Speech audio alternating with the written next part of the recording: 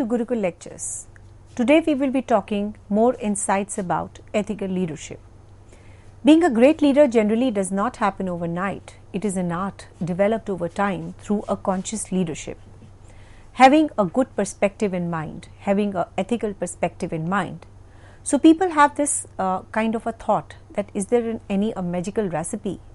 So if you think about the old leaders, the great leaders, you will understand, listen to their life stories, listen to their work which they have done for the mankind, which have made them the great leaders. But yes, there's a common thread which is called as the ethical leadership.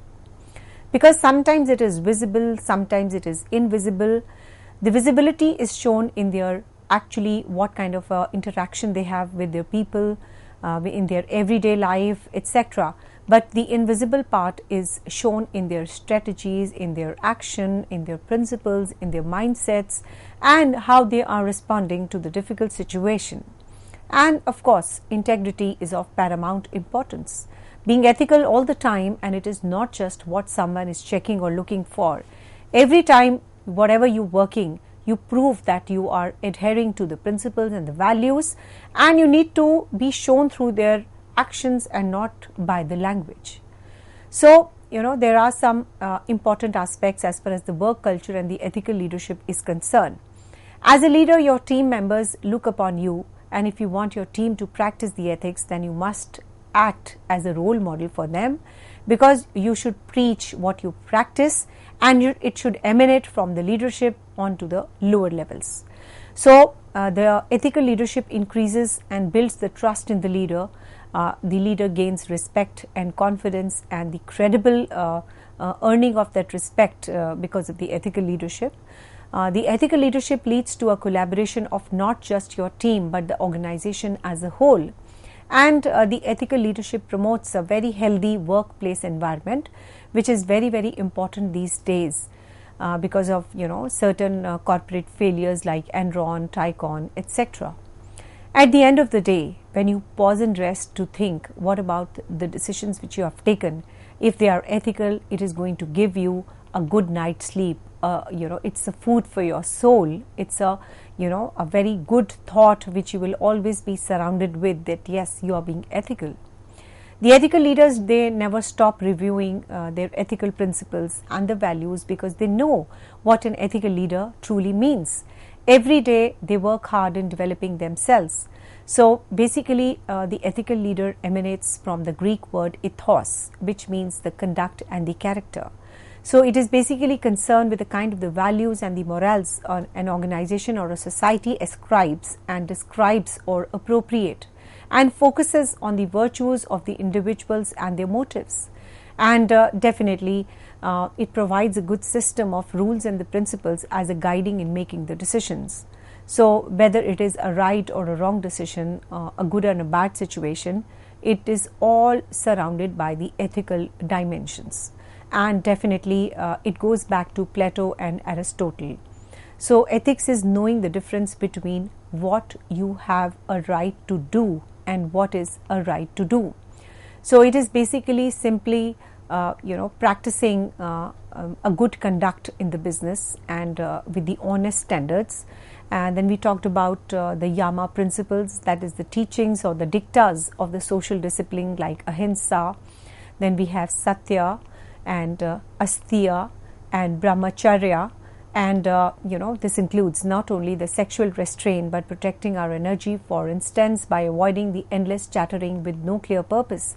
Then we have Aparigraha and Niyama, Soka, Santosha, Tapas and Swadhyaya, and Ishwarya, Parinidhayan. So all these aspects have to be practiced in the practical paradigms of an ethical leadership.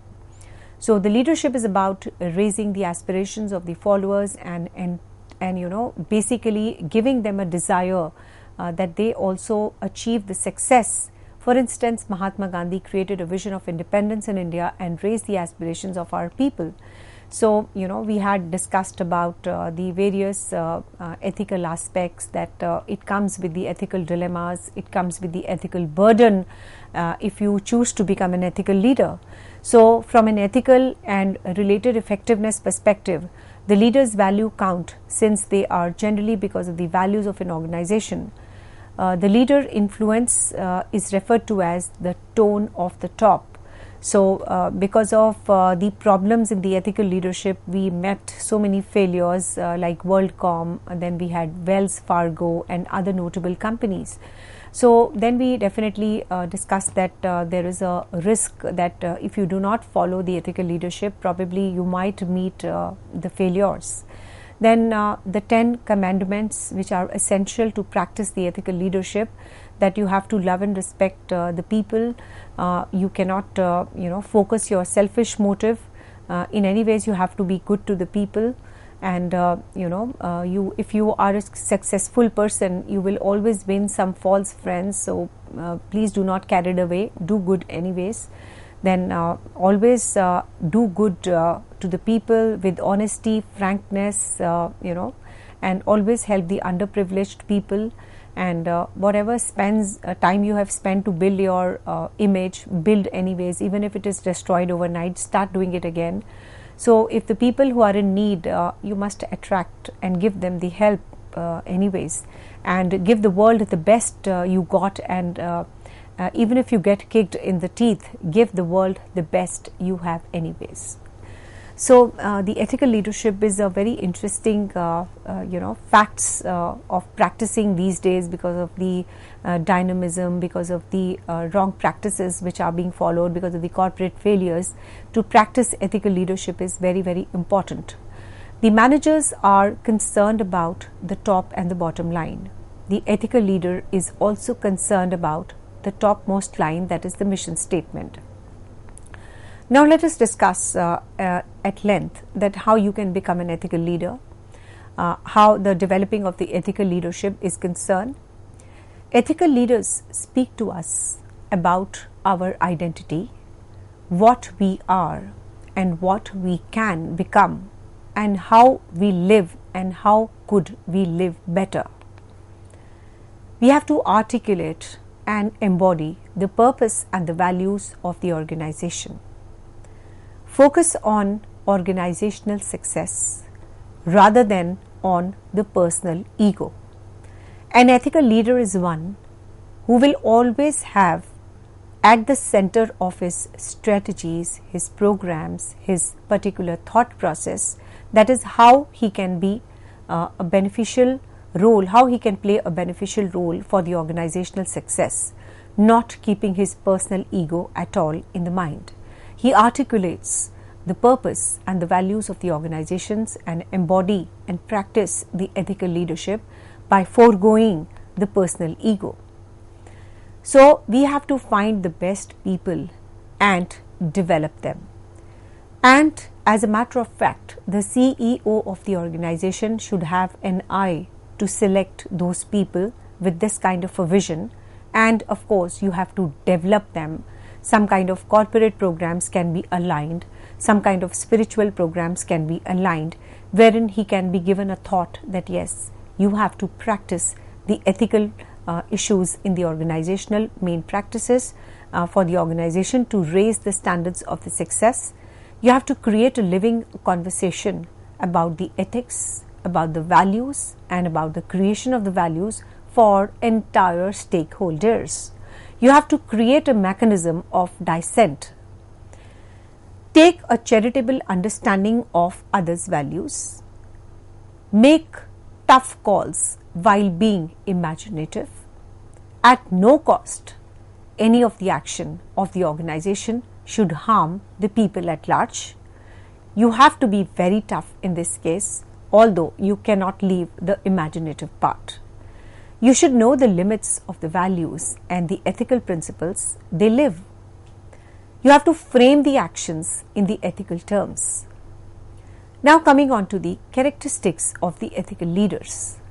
One issue common to the recent business scandals was that the managers and the executives did not understand the limit of putting shareholders first.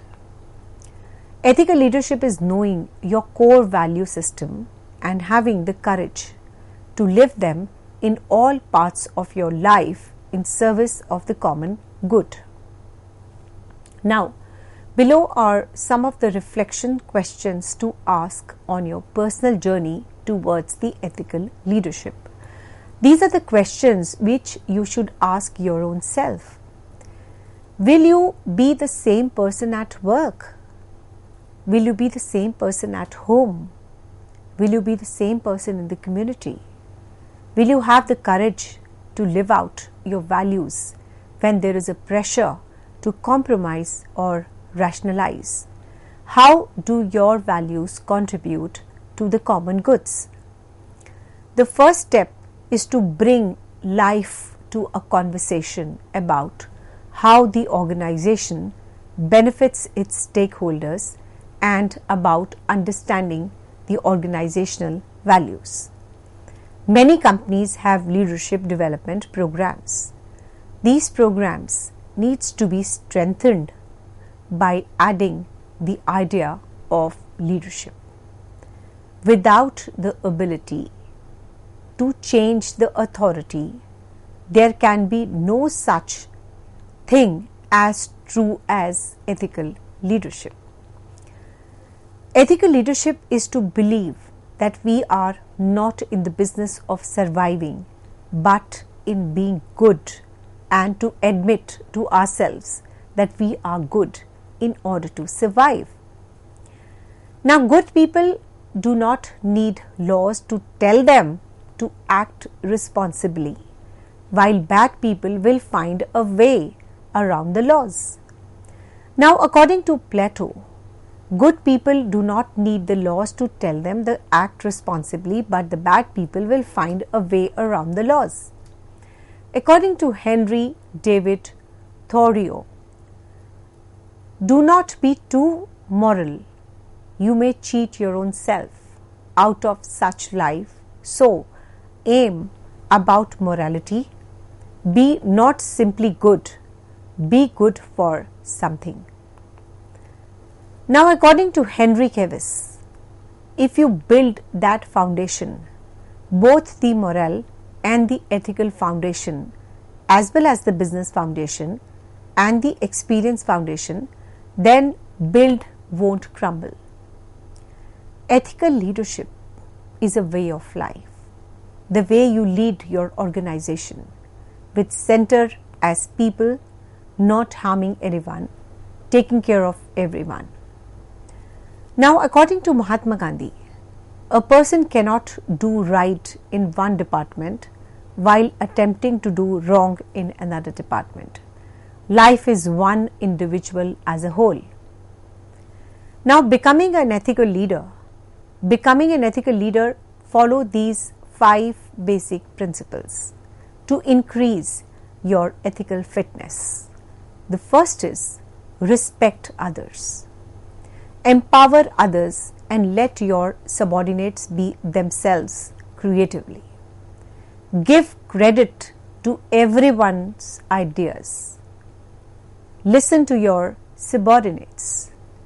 Be empathetic. Be tolerant to opposing the point of views. The second most important characteristic of becoming an ethical leader is serve others. Contribute to the greater good of others. Service the behavior includes mentoring, empowering others, team building. The third and the most important characteristic of an ethical leader is to show justice. Treat all subordinates equally.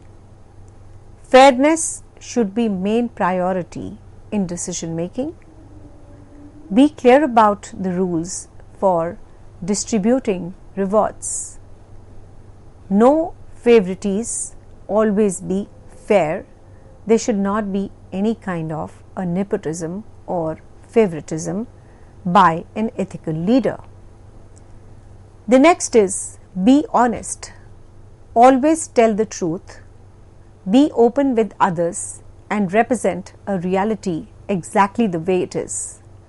Do not promise something that you cannot do. Do not misrepresent something. Do not silence your observations. build community is the fifth important principle when you have to become an ethical leader. Influence others to reach a common goal. Attend to more than just a leader and the follower goals. Also attend to the community's goal and purpose. An ethical leader is concerned with the common good in the broadest sense. Now, as a leader, increase your ethical commitment, boost your desire to do a right thing. Consciousness, being aware about how ethics control our choices and actions, and the competencies, that is the skill to act ethically.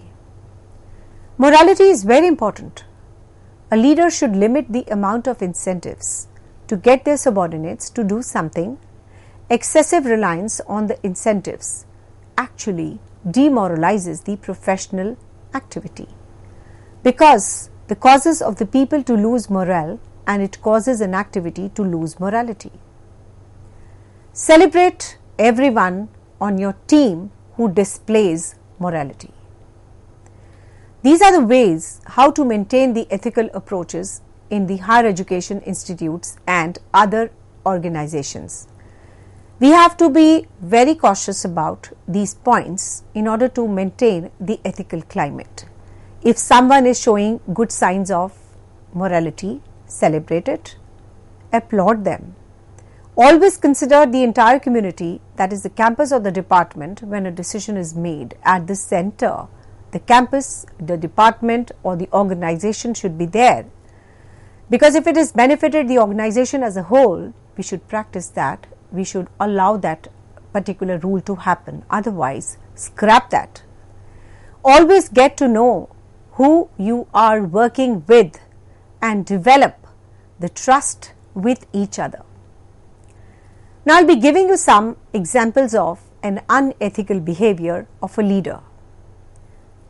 The first is your scapegoating and blaming. The next is your stealing. The third is your damaging the goods. The fourth is your yelling at a co-worker. The next is your wasting good and your time at the workplace, not helping with the organizational changes. Now, these are the key examples, and if these examples are actually seen at a workplace in the organization, we cannot practice ethical leadership. An ethical leader should be one who is going to avoid all these circumstances, like a blame game should be completely scrapped from the organization, that we met the failure because of Mr. X. We met the failure because of this group. So this scapegoating and blaming game, it is going to jeopardize the team spirit of the organization. So always remember that an ethical leader will never allow any kind of a blame game or a scapegoating from anyone. The next is your stealing of your damaging goods, your shouting and yelling at a co-worker. It gives a kind of a disrespect to a co-worker, should be completely not allowed. It should be a zero tolerant activity. And of course, should not be wasting your time, killing your time, because you are actually eating your productive time. So an ethical leader should not allow any kind of wasting of the time, because that's a productive time and should not be converted into an unproductive activity. And of course, your organization is your extended family and the people will need help. So always an ethical leader should develop a culture in which there should be an extended helping hand given to them, and not helping with the organizational changes should not be allowed, because we are living in an environment which is ever changing. Because of this COVID-19, the situation has altogether changed and we have witnessed such a landscape which it is never seen before. So we are actually putting on a lot of new activities, new policies in place. So that is putting the organization into a very vulnerable and a changing situation. But yes, we have no choice but to accept the change, and as a matter of fact, the people who are a part and parcel of that organization should help the ethical leader to follow the changes which are mandatory and good for the organization, and should allow these changes to happen. I'm giving you some more examples of an unethical behavior which should not be practiced at all, like not keeping the co-workers safe. So there are a few types of the organizations in which the safety is of paramount importance because of these fire hazards, because of the mine workers, etc. So at any cost, the co-workers' safety and health and other issues should be at the center if you're practicing a legal and a ethical leadership in practice. Then if you're refusing people to help, this is not a good sign in an ethical environment. Caring about others only your own work area or assignment and ignoring the others is definitely a very bad culture, and of course it is unethical. If you're good in your work and if your co-worker needs your help and you're just focusing it's my work and I have already done my work, and you wash your hands and not caring for the organization as a whole, your co-workers as a whole, this is not going to give a good culture, and this is not going to give an eminent good value system. So practice these aspects. Then if you're into a process of always gossiping, this is a very bad culture, and of course it is declared as an unethical activity. And not treating everyone fairly, pick and choose activities, or treating few people in an ethical way, in a just and equitable manner is also not good. We should always practice to have a just and good environment for everyone. So let us now discuss the ethical behavior, which is the need of today, and it is also prerequisite of practicing an ethical leadership. First is being honest, being respectful of others, maintaining confidentiality. So all these ethical climate must be practiced at the core of the organization. You have to be honest in your work, respectful to the entire organization, and definitely nowadays the information is very, very important activity and source which is being misused by selling the confidential information. So that is not at all advisable, acceptable, and there should be immediate policy of kicking that person out who's bypassing these perspective of honesty, being disrespectful to other, and not maintaining confidentiality, or probably selling the information to the others. So this is not a good practice. If you are into an ethical and a good ethical leadership environment, you have to follow the rules, and then operating within the spirits of the rules of the law, taking the responsibility of your own actions, and doing what you say you will do. Then the ethical behavior, that is creating trust with the others, being fair with others, creating trust with others, owing up to your own mistakes. To err is human, and if a person has done mistakes, he should take the responsibility of taking that mistakes also. You should respect the limits, learning from the mistakes, not committing them again and again, and picking up when you see something wrong. So all these parameters have to be kept in mind by an ethical leader to maintain the ethical leadership.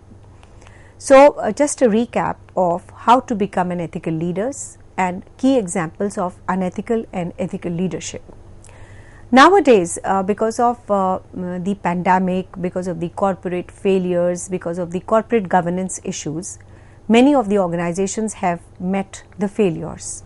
And it is a very, very important thing to understand that if you increase your ethical fitness, there is nothing which can stop you to achieve the success and follow the success in the corporate. And there are simple key steps to follow and increase your ethical fitness. That is, you have to respect others, you have to serve others, like you have to contribute to the greater good of the organization, serving the behavior like mentoring, empowering others, and team buildings. Nowadays, we have some corporate training programs in line which are frequently being organized by the organizations every now and then. The leadership programs, Many of the business schools, the corporates have a tie-up with them, with some good foreign professors, Indian professors, becoming a part of that mentoring program, because we are all humans and we need to be trained to become ethical leaders. Leadership is one and being ethical is another. So for becoming an ethical leader, the knowledge of ethics, the implementation of the ethical principles, the understanding of the ethos, and making it as a part and parcel of practicing into the core business practices can only become a good ethical leader. So the mentoring, empowering others, and the programs of team building is also very essential for all of us who want to become an ethical leaders. So you have to show justice, that you're treating everyone in the organization on an equal footing. You're being fair with everyone. It's not that in one situation you behave in X manner and in the other situation you take up the same situation with Mr. Y in another manner. You have to treat all individuals equally with fair, equity and justice. And there should not be any cases of favoritism, nepotism, because you have to be fair, only then you will be called upon as an ethical leader. You have to be very clear, crystal clear about following of the rules and the distribution of the rewards to the people who are practicing the leadership in an ethical manner. You have to be always telling the truth. You have to be very open to any kind of a criticism, or you have to promise. You have to promise only what you can deliver. So if you're promising what you cannot deliver, gives a very bad image of that particular leader, and you have to you do not have to misrepresent other people, and you do not silence your obligations for that matter. You have to build the community, build the corporate culture in a very ethical way, in order to achieve the common goals of the organizations, and attending to more than just a leader and following the goals, and also attend to the community goals and the purposes. So an ethical leader is concerned with the common good in the broadest sense. And as a leader, ethical leader, you have to increase your ethical commitment, ethical consciousness and ethical competencies.